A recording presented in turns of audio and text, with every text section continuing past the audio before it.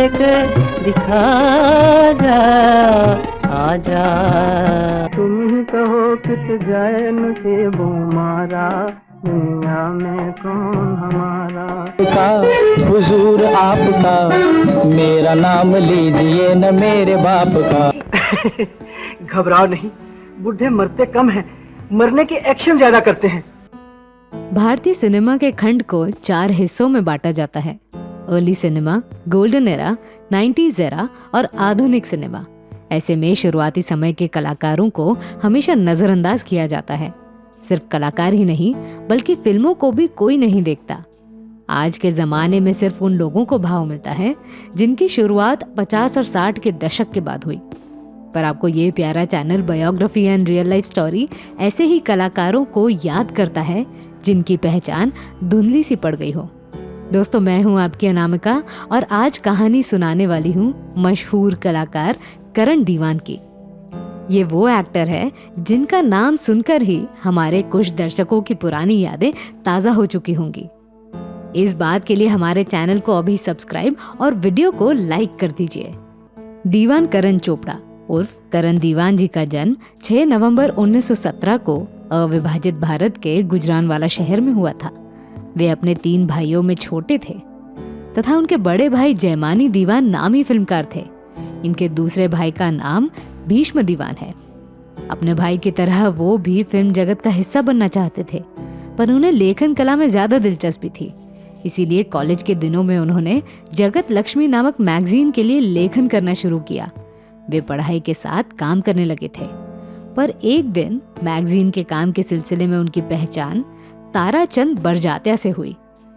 उन दिनों ताराचंद जी लाहौर में जॉब किया करते थे।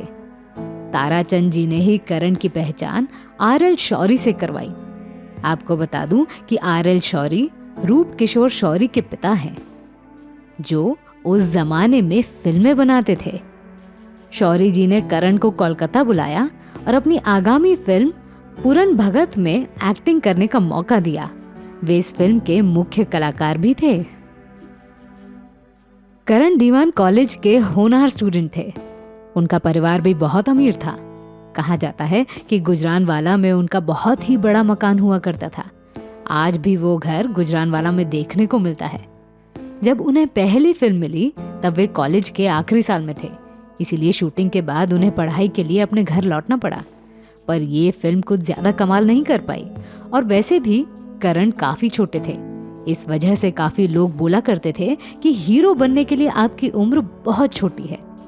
डिग्री लेने के बाद चंदूलाल शाह के रंजीत मूवीटोन से उन्हें एक फिल्म का ऑफर आया, पर इसमें उनका किरदार बहुत ही छोटा था।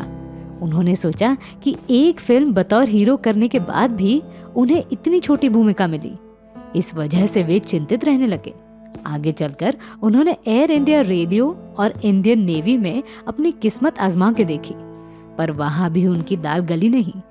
ऐसे में निराश होकर वे वापस अपने घर गुजरानवाला लौट गए। एक दिन करण दीवान को पता चला कि मुंबई का बॉम्बे स्टूडियो नए कलाकारों को मौका दे रहा है। तुरंत ही उन्होंने अपना आवेदन भेज दिया। आपको जानकर हैरानी होगी कि बॉम्बे स्टूडियो में 1500 उम्मीदवारों में से सिर्फ करण दीवान को मौका दिया। जब उन्हें यह बात पता चली तो उन्होंने तुरंत ही मुंबई की ट्रेन पकड़ ली। करण दीवान ने सोचा कि अब वे बड़े हीरो बनेंगे, पर बॉम्बे स्टूडियो की मालकिन देविका रानी के मन में कुछ और ही चल रहा था। वहां पहुंचकर करण दीवान को पता चला कि उन्हें कास्टिंग मैनेजर का काम मिला है। ये देखकर वे नाराज हो गए।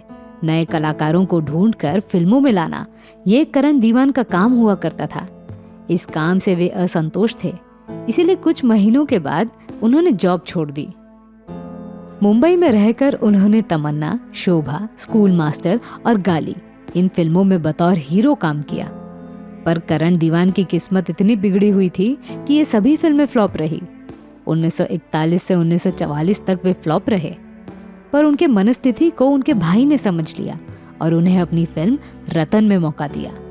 रतन मूवी अपने बेहतरीन म्यूजिक के लिए जाना जाता है।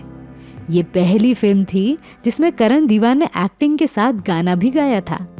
1944 में रिलीज हुई ये फिल्म उस जमाने की सुपरहिट फिल्म साबित हुई और करण दीवान रातों रात स्टार बन गए।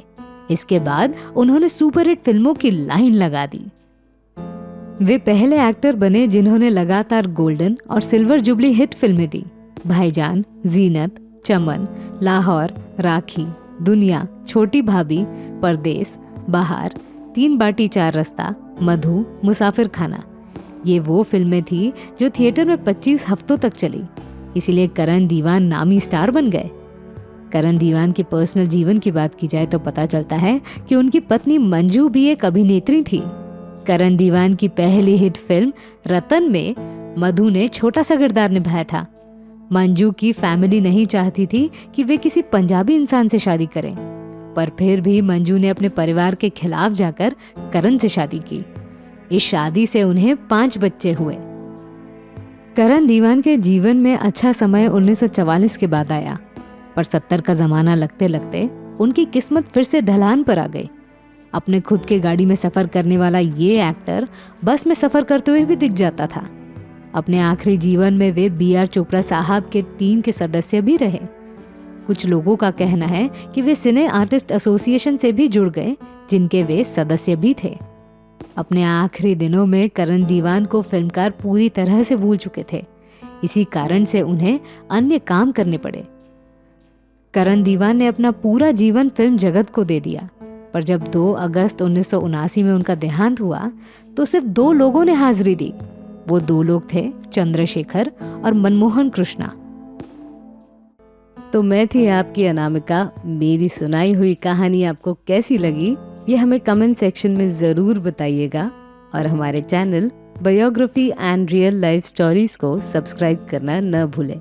नमस्कार।